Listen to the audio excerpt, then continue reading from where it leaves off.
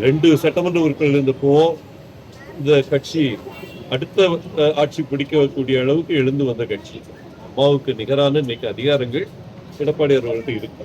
இவங்களெல்லாம் வந்து ஓபிஎஸ் அணிக்கு சென்றப்போ கூட இருந்து முதல்ல வந்து இபிஎஸ்க்கு துணை நின்றவர் ரத்ன விஸ்வநாதன். அவங்களுக்கு என்ன பொறுப்பு அவங்க விரும்புறாங்க என்னன்னு கேட்டு அவர் போடுறது முக்கியம்னு நான் நினைக்கிறேன். அதுக்கு மேல வந்து அவர்கள் இப்ப சசிகலா அவர்களோட வரணுன்றதோ நம்ம டிடிவி அவர்களோட வரணுன்றதோ மாவட்ட பொறுப்பாளர்கள் இருந்து ஒன்றிய செயலாளர்கள் வரைக்கும் இன்னைக்கு வந்து மீட் பண்ணிட்டாரு. ஓகே, அவங்க எல்லாம் சொல்லக்கூடிய ஒரு கருத்து தான் இந்த 2 பேரையும் உள்ள கொண்டு வரணுன்றது.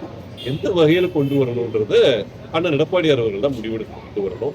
அது வரணும்ன்றது எல்லாருடைய விருப்பம் தான். இந்த டீம் வந்து கட்சிக்காக உழைத்தவர்கள் அவர்கள் வந்து கண்டிப்பா உள்ள வரணும் அப்படின்றது என்னுடைய தனிப்பட்ட கருத்து. எடப்பாடியாருக்கும் அந்த கருத்து தான் இருக்கு நான் நம்புறேன்.